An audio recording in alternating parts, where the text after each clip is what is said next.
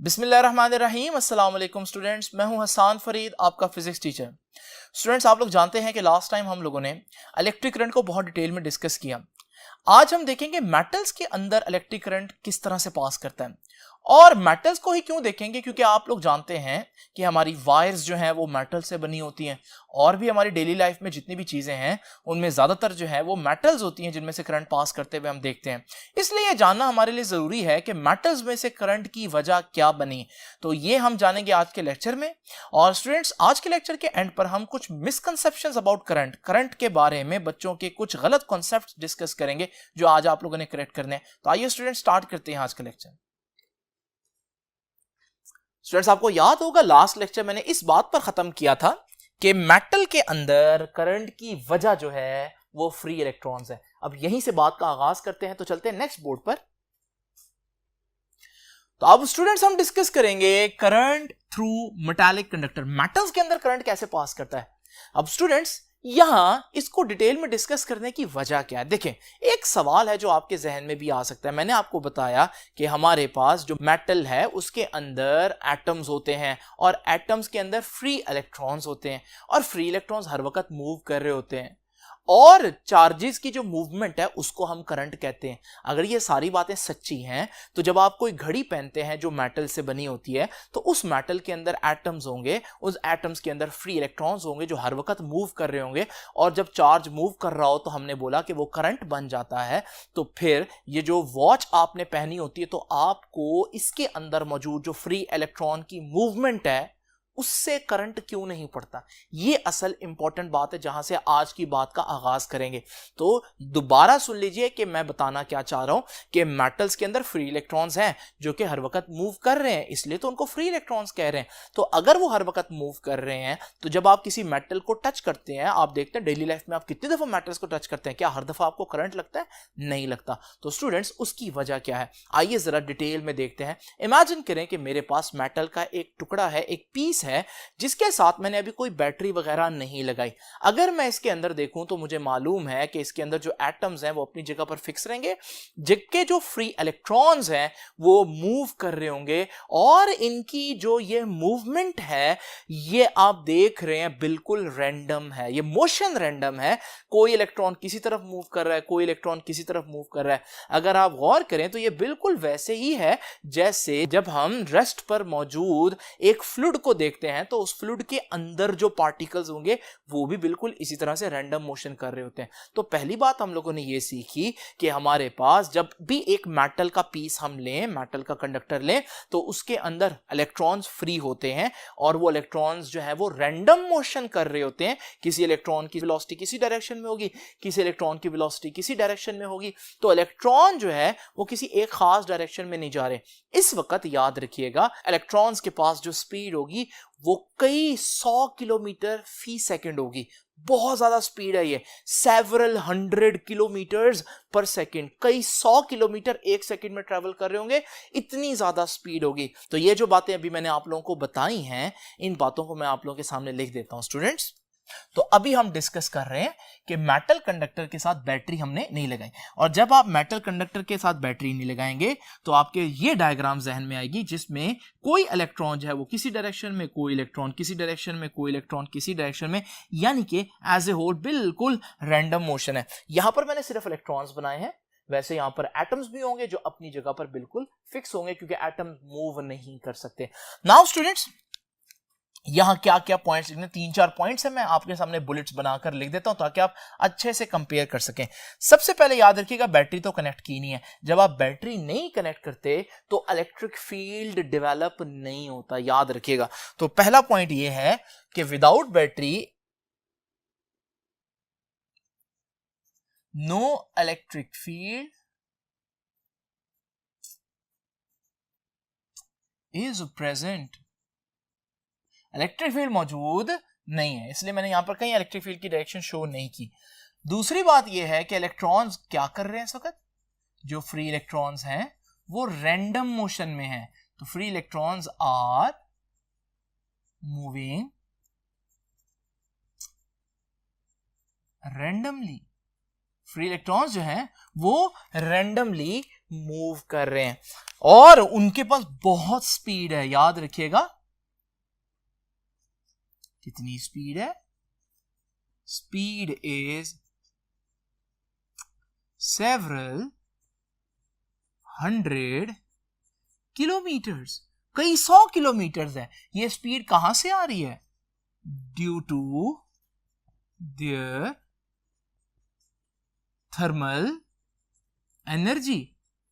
तो उनके पास जो थर्मल एनर्जी है, उस थर्मल एनर्जी की वजह से वो बहुत विगरसली मूव कर रहे हैं। आप देख रहे हैं जिस तरह से रैंडम मोशन है। अब हम क्वेश्चन ये कर रहे थे कि इस सूरत में चार्जेस तो फ्लो कर रहे हैं, फिर अगर मैंने घड़ी पहनी हुई तो मुझे करंट क्यों नहीं लगता? स्टूडेंट्स, उसकी वजह क्या है? उसकी वजह यह है कि अगर आप ये एरिया इमेजिन करें जिसको मैं आपके सामने हाईलाइट कर रहा हूं, इस एरिया में से अगर आप देखें कि आपके पास रैंडम मोशन की वजह से 10 इलेक्ट्रॉन लेफ्ट से राइट गए हैं, तो 10 इलेक्ट्रॉन राइट से लेफ्ट भी गए होंगे। यानी इलेक्ट्रॉन्स मूव तो कर रहे हैं, लेकिन मैं अगर आपसे पूछूं कि इस एरिया से इस डायरेक्शन में कितने इलेक्ट्रॉन्स गए हैं, तो आप कहेंगे कि सर 10 इधर गए थे, लेकिन 10 क्योंकि वापस भी आ गए, तो आप कहेंगे नेट जो चार्जेस की तादाद है जो मूव की है, वो नेट यानी कि रिजल्टेंट वो 0 है, क्योंकि जितने लेफ्ट पर गए उतने राइट पर है। रैंडम मोशन में ऐसा ही होता है, तो जितने लेफ्ट पर जाएंगे उतने राइट पर आ जाएंगे, जितने ऊपर जाएंगे उतने नीचे भी तो जा रहे होंगे ना। तो इसी तरह से हमारे पास हम कह सकते हैं कि यहां पर इस केस में मोशन तो है चार्जेस के पास, लेकिन फ्लो नहीं है। चार्जेस मूव तो कर रहे हैं, लेकिन कोई किसी डायरेक्शन में, कोई किसी डायरेक्शन में। हमें चार्जेस की मोशन नहीं चाहिए, हमें चार्जेस का फ्लो चाहिए। और याद रखिएगा हमारे जो करंट की डेफिनेशन थी वो भी यही थी, वो मोशन ऑफ चार्ज नहीं थी, बल्कि वो rate of flow of charge थी। फ्लो क्या होता है? फ्लो ये होता है कि जब सारे इलेक्ट्रॉन्स जो है वो एक ही डायरेक्शन में मूव कर रहे हो। तो यहां तो ऐसा नहीं हो रहा, यहां तो आप देख रहे हैं कि रैंडम मोशन है, तो हमारे पास यहां पर फ्लो नहीं है। अब स्टूडेंट्स, आप लोग देख सकते हैं कि ये जो केस मैंने आप लोगों के सामने इमेजिन करवाया कि अगर मेटल के साथ बैटरी ना लगी हो, तो मेटल के अंदर का जो सीन है जिसमें आप इलेक्ट्रॉन्स को देखेंगे, तो वो इलेक्ट्रॉन की रैंडम मोशन बिल्कुल वैसे है जैसे एक फ्लूइड जब रेस्ट पर हो तो उसके अंदर मॉलिक्यूल्स की रैंडम मोशन होती है। अब आप जब फ्लूइड को एक डायरेक्शन में मूव करवाना चाहते हैं तो क्या करते हैं? आप एक मोटर लेते हैं, और मोटर जो है वो क्या करती है? मोटर उसको किसी एक डायरेक्शन में फ्लो करना शुरू कर देती है, और अब सारे मॉलिक्यूल्स जो पहले रैंडमली मूव कर रहे थे, अब उनकी किसी खास डायरेक्शन में एक नेट फ्लो बन जाता है। तो जिस तरह से आपका जो फ्लूइड है उसको फ्लो में लाने के लिए कोई मोटर चाहिए, बिल्कुल इसी तरह से अगर आप चाहते हैं कि यहां इलेक्ट्रॉन का फ्लो बने, तो यहां पर भी हमें कोई मोटर जैसी चीज चाहिए। मोटर तो नहीं लगाएंगे, तो यहां क्या लगाएंगे? याद रखिएगा स्टूडेंट्स, यहां लगाएंगे बैटरी। तो जब मैं बैटरी लगाऊंगा तो वो बिल्कुल मोटर की तरह काम करेगी। अब वो काम क्या करेगी, आइए जरा देखते हैं स्टूडेंट्स। तो मैंने जब बैटरी लगाई, तो आप लोग जानते हैं बैटरी का एक पॉजिटिव टर्मिनल और एक नेगेटिव टर्मिनल होगा। बैटरी लगाने से पहले मॉलिक्यूल इस तरह से रैंडम मोशन में थे, लेकिन जैसे ही मैं बैटरी लगाऊंगा तो ये एक इलेक्ट्रिक फील्ड डेवलप हो जाएगी। पहली बात है, पॉजिटिव से नेगेटिव डायरेक्शन होती है इलेक्ट्रिक फील्ड की। तो इस वक्त मैं कह सकता हूं मेटालिक कंडक्टर में हर जगह एक इलेक्ट्रिक फील्ड डेवलप हो जाएगी। और इलेक्ट्रॉन के बारे में आप जानते हैं, वो इलेक्ट्रिक फील्ड के ऑपोजिट मूव करने की कोशिश करता है हमेशा। और दूसरी बात आप यूं भी देख सकते हैं कि इलेक्ट्रॉन जो है वो अट्रैक्ट होगा positive terminal of the battery, तो इलेक्ट्रॉन इधर को मूव करना चाहेगा। जब वो इधर को मूव करना चाहेगा तो देखें ना, वो ई के ऑपोजिट ही मूव कर रहा है। इस सूरत में जैसे ही हम बैटरी लगाएंगे तो आप देखेंगे कि हमारे पास अब इलेक्ट्रॉन में एक नेट फ्लो जो है वो शुरू हो जाएगा, बिल्कुल वैसे ही जैसे मोटर लगाने पर हमारे पास पानी का एक नेट फ्लो जो है वो शुरू हो जाता है। तो इसका मतलब बैटरी ने क्या किया स्टूडेंट? सबसे पहली बात, बैटरी लगने से आपके पास एक इलेक्ट्रिक फील्ड डेवलप हो गया। और वो इलेक्ट्रिक फील्ड कहां से कहां होता है? इलेक्ट्रिक फील्ड मैंने आपको चैप्टर 12 में बताया था, पॉजिटिव से नेगेटिव होता है, तो पॉजिटिव से नेगेटिव की तरफ, तो इसलिए ई की डायरेक्शन इधर है। और इलेक्ट्रॉन्स जो हैं वो ई के हमेशा ऑपोजिट मूव करते हैं।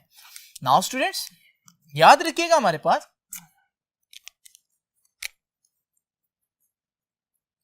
विद बैटरी क्या होगा? बैटरी लगाने पर क्या होगा? Electric field E is developed in metallic conductor, वो जो हमारा मेटल है उसके अंदर एक इलेक्ट्रिक फील्ड डेवलप हो जाएगा और फिर क्या होगा, जो इलेक्ट्रॉन्स हैं फ्री इलेक्ट्रॉन्स वो क्या करेंगे, free electrons starts moving with a constant speed in the direction of negative E, यानी E के नेगेटिव का मतलब E के ऑपोजिट। तो अगर इलेक्ट्रिक फील्ड ऐसे डेवलप हुई है तो इलेक्ट्रॉन ऐसे मूव करना शुरू कर देंगे। लेकिन आप में से जिन बच्चों ने चैप्टर नंबर 12 अच्छे से पढ़ा है उनको ये कांस्टेंट का वर्ड जो है वो थोड़ा सा चुभेगा। और वो क्यों चुभेगा, क्योंकि मैंने बताया था कि जब भी इलेक्ट्रिक फील्ड मौजूद होता है किसी जगह पर तो नेगेटिव चार्ज इलेक्ट्रिक फील्ड के ऑपोजिट ना सिर्फ मूव करता है बल्कि मूव करते करते स्पीड बढ़ाता है, यानी अपनी स्पीड इंक्रीज करेगा। तो हम कहते हैं या हमें कहना चाहिए कि इलेक्ट्रिक फील्ड जब किसी जगह पर मौजूद हो तो इलेक्ट्रॉन इलेक्ट्रिक फील्ड के ऑपोजिट डायरेक्शन में एक्सेलरेट करता है, स्पीड बढ़ाते हुए जाएगा। लेकिन मैं यहां क्या कह रहा हूं कि इलेक्ट्रॉन जो है वो इलेक्ट्रिक फील्ड के ऑपोजिट मूव तो करेगा, लेकिन मैंने क्या वर्ड बोल दिया, कांस्टेंट स्पीड से मूव करेगा। तो उसकी वजह यह है स्टूडेंट्स कि इलेक्ट्रॉन एक्सेलरेट करने की कोशिश करेगा, लेकिन इलेक्ट्रॉन बार बार जब एटम से टकराएगा तो वो सही तरह से एक्सेलरेट कर नहीं पाएगा, तो वो तकरीबन एक कांस्टेंट स्पीड से ही मूव करेगा वायर के अंदर। बड़ा इंपॉर्टेंट ऑब्जेक्टिव है कि वायर के अंदर इलेक्ट्रॉन क्या करते हैं, बैटरी लगने पर वायर के अंदर इलेक्ट्रॉन रेस्ट पर होते हैं या एक्सेलरेट करते हैं या कांस्टेंट स्पीड से मूव करते हैं। तो याद रखिएगा कांस्टेंट स्पीड से मूव करते हैं। अब स्टूडेंट्स याद रखिएगा ये जो स्पीड होगी ना, कांस्टेंट स्पीड, इसे कहते हैं ड्रिफ्ट वेलोसिटी। ठीक, ड्रिफ्ट वेलोसिटी आपके ख्याल में बहुत ज्यादा होनी चाहिए, बहुत कम होनी चाहिए? तो आप में से बहुत से बच्चे कहेंगे कि शायद बहुत ज्यादा होनी चाहिए। लेकिन याद रखिएगा जब रैंडम मोशन हो रही थी, बैटरी नहीं लगी हुई थी, तो आपके एक इलेक्ट्रॉन के पास बहुत ज्यादा चॉइस थी। कोई इलेक्ट्रॉन जो है वो इधर को रुख कर रहा था तो कोई इधर को रुख कर रहा था, जिसकी वजह से क्योंकि किसी का कोई डायरेक्शन है किसी की कोई डायरेक्शन है तो ये जो मोशन है ये बहुत ज्यादा तेज थी। इसलिए मैंने बोला सेवरल 100 किलोमीटर। लेकिन जब बैटरी लगी तो आपको मालूम है अब सारों ने एक डायरेक्शन में फ्लो करना है, तो जब सारे एक डायरेक्शन में फ्लो करने की कोशिश करेंगे तो फिर वो इतनी स्पीड नहीं पकड़ पाएंगे, तो इस डायरेक्शन में जो उनकी स्पीड होगी वो बहुत कम होगी, जिसको मैं ड्रिफ्ट वेलोसिटी कह रहा हूं। वो कितनी होगी, याद रखिएगा, वो order of 10 raised to power -3 metres per second हो सकती है। इतनी कम स्पीड होती है, याद रखिएगा। तो ड्रिफ्ट वेलोसिटी जो है वो 10 की पावर -3 मीटर पर सेकेंड के ऑर्डर में होगी। ऑर्डर से मुराद है 1 × 10 raised to power -3 हो सकती है, 2 × 10 raised to power -3, यानी कि 10 raised to power -3 मीटर पर सेकेंड के स्केल पर होगी। तो ये है हमारे पास ड्रिफ्ट वेलोसिटी। ड्रिफ्ट वेलोसिटी के बारे में दो बातें, drift velocity is a constant and drift velocity की जो डायरेक्शन है वो नेगेटिव ई है और ड्रिफ्ट वेलोसिटी का मैग्नीट्यूड। तो ड्रिफ्ट वेलोसिटी के बारे में 3-4 बातें याद रख लें। ड्रिफ्ट वेलोसिटी की डेफिनेशन क्या है, कांस्टेंट होती है, नेगेटिव ई की डायरेक्शन में होती है और ड्रिफ्ट वेलोसिटी की जो ऑर्डर है मैग्नीट्यूड का वो इतना होता है। तो स्टूडेंट्स ये तो वो 3-4 बातें हो गई जो आप लोगों ने देखा कि बैटरी लगने के बाद फ्री इलेक्ट्रॉन्स कैसे बिहेव करेगा। तो हम लोगों ने यहां से देखा कि आपकी जो घड़ी होती है वो मेटल से बनी होती है, लेकिन जब आप उसको टच करते हैं, जब आपकी स्किन से वो लगती है तो आपको करंट क्यों नहीं लगता, शॉक क्यों नहीं लगता? उसकी वजह यह है कि वहां पर मोशन तो है लेकिन फ्लो नहीं है। तो फिर मोशन को, रैंडम मोशन को एक यूनिडायरेक्शनल फ्लो में कौन चेंज कर सकता है? जैसे हमारे पास लिक्विड्स के केस में कौन कर सकता है, ये मोटर कर सकती है। तो फिर हमारे पास यहां पर बैटरी है जो ऐसा कर सकती है। तो बैटरी जो है वो इलेक्ट्रॉन की रैंडम मोशंस की जो रीजन है वो खत्म कर देती है और एक पॉजिटिव टर्मिनल देती है। पॉजिटिव टर्मिनल की तरफ देखकर सारे इलेक्ट्रॉन क्योंकि पॉजिटिव से अट्रैक्ट होते हैं तो सब इधर उधर मूव करने की बजाय फिर एक ही डायरेक्शन में फ्लो करना शुरू कर देते हैं। नाउ स्टूडेंट्स ये तो हमें समझ लग गई कि मेटल के अंदर जो करंट है वो किस तरह से प्रोड्यूस होता है। अब करंट के बारे में ना कुछ इमेजिनेशंस बच्चे गलत कर लेते हैं, हम वो डिस्कस करेंगे। तो चलते हैं नेक्स्ट बोर्ड पर और देखते हैं वो क्या बातें हैं जिनको हमें अवॉइड करना है। स्टूडेंट्स, सबसे पहली मिसकंसेप्शन जो बच्चों को होती है वो बैटरी के बारे में होती है। बच्चे समझते हैं कि battery is a source of charge. Battery वो चीज़ है जो चार्ज देती है, क्योंकि आप देखते हैं कि जब बैटरी लोड से लगती है तो लोड जलना शुरू हो जाता है, तो हम यही समझते हैं कि बैटरी जो है वो चार्ज देना शुरू कर देती है, जिसकी वजह से हमारे पास करंट बनता है और हमारे पास बल्ब चलता है। लेकिन ये इमेजिनेशन गलत है। ये ऐसे ही है जैसे यूं इमेजिन करना कि जैसे जो मोटर है वो पानी देती है। तो आपको मालूम है motor is not a source of water. बिल्कुल इसी तरह से याद रखिएगा, जो बैटरी है it is not the source of charge. Motor क्या करती है, याद रखिएगा, पानी मोटर नहीं देती, बल्कि पानी तो पहले से पाइप्स के अंदर मौजूद होता है। वो पाइप के अंदर मौजूद पानी अगर पहले से है और फिर मोटर लगे तो मोटर उस पानी को फ्लो में ले आती है। यानी कि मोटर खुद पानी नहीं देती, बल्कि मौजूद पानी को जो ऑलरेडी मौजूद है उसको फ्लो में ले आती है। बिल्कुल ऐसा ही होता है स्टूडेंट्स बैटरी के केस में। बैटरी चार्जेस नहीं देती, चार्जेस ऑलरेडी वायर्स के अंदर होते हैं। तो याद रखिएगा, जब चार्जेस वायर के अंदर हैं यानी कि उनकी नेट मोशन नहीं है किसी खास डायरेक्शन में। बैटरी के आने के बाद क्या होता है, बैटरी जो है वो चार्ज नहीं देती, बल्कि वो जो ऑलरेडी चार्ज मौजूद है वायर के अंदर वो उसको फ्लो करवाती है। तो सही पिक्चर ये है कि बैटरी जो है वो लगने से पहले भी वायर के अंदर चार्जेस हैं, और जब बैटरी लगती है तो वायर के अंदर चार्जेस जो ऑलरेडी मौजूद है वो फ्लो में आ जाते हैं। गलत पिक्चर ये है कि बच्चे यूं इमेजिन कर लेते हैं कि जैसे वायर तो खाली है और हमारे पास बैटरी लगने के बाद जो है वो चार्जेस जो है वो बैटरी प्रोवाइड करती है और हमारे पास वो करंट तब बनता है। अगर ये बात सच होती कि वाकई में बैटरी जो है वो चार्ज देने वाली चीज होती, तो फिर तो जब हम बैटरी को लकड़ी के साथ यानी वुड के साथ लगाएं तब भी करंट पास करना चाहिए था ना। लेकिन हमें मालूम है वुड जो है या प्लास्टिक जो है या रबर जो है वो करंट पास नहीं करता। उसकी वजह क्या है? इसकी वजह यह है स्टूडेंट्स के वुड में ही हमारे पास चार्जेस नहीं है। अब वुड में ही चार्जेस नहीं होंगे तो फिर बैटरी जो है वो तो वायर के अंदर मौजूद और चार्जेस को ही तो फ्लो करवाती है। अगर वुड में ही चार्जेस नहीं है तो फिर बैटरी लगने से भी कुछ नहीं होगा। बिल्कुल वैसे ही जैसे अगर पाइप के अंदर पानी ही नहीं है तो फिर मोटर लगने पर और मोटर चलने पर कुछ भी नहीं होगा, क्योंकि अगर पानी मौजूद होगा तो मोटर उसको फ्लो करवाएगी। दूसरी इंपॉर्टेंट बात जो बच्चों के जहन में एक बात बैठ जाती है वो क्या है, वो ये है कि बच्चे समझते हैं कि जो हमारा लोड है जैसे ये बल्ब है वो चार्जेस को कंज्यूम कर रही है। ऐसा नहीं होता स्टूडेंट्स, याद रखिएगा चार्जेस कहीं खत्म नहीं हो सकते। Law of conservation of charge कहता है कि जो चार्ज अल्लाह ताला ने कायनात में बना दिया वो एज इट इज रहेगा। चार्ज को कोई चीज खत्म नहीं कर सकती। होता यह है कि जो चार्जेस हैं बैटरी के लगने के बाद वो लोड में से पास करते हैं। जब वो लोड में से पास करते हैं तो उनके पास करने से हीट प्रोड्यूस होता है, मैग्नेटिक इफेक्ट प्रोड्यूस होता है, तो वो हमारे पास बल्ब और पंखा वगैरह चलाएगा। लेकिन याद रखिएगा चार्ज बल्ब में से निकलने के बाद भी एज इट इज मौजूद होगा। तो इसका मतलब याद रखिएगा कि लोड जो है वो चार्ज को कंज्यूम नहीं करता, बल्कि जो लोड है उसमें से सिर्फ चार्ज गुजर के अपना इफेक्ट या अपनी एनर्जी देता है। एक इंपॉर्टेंट बात ये हो गई। अब स्टूडेंट्स तीसरी इंपॉर्टेंट बात क्या है? तीसरी इंपॉर्टेंट बात ये है कि हमारे पास जो करंट है, जो चार्जेस है, उनकी रफ्तार हर जगह एक जैसी होती है। अब होता क्या है, बच्चे यूं इमेजिन कर लेते हैं कि हमारे पास चार्जेस जो है वो एक खास रफ्तार से, जैसे मैं दिखा रहा हूं, फ्लो कर रहे थे और अचानक से आपने एक रजिस्टर लगा दिया। रजिस्टर करंट को रोकता है। जैसे ही रजिस्टर लगा तो आप देखेंगे बच्चे ये सोचते हैं कि करंट जो है वो थ्रू आउट चलता रहेगा और जब वो रजिस्टर में पहुंचेगा तो फिर रजिस्टर में वो स्लो हो जाएगा। स्टूडेंट्स ऐसा नहीं होता, ऐसा नहीं होता। याद रखिएगा अगर आप रजिस्टर लगाएंगे तो जब रजिस्टर में से करंट स्लो होगा तो हर पॉइंट पर करंट स्लो हो जाएगा।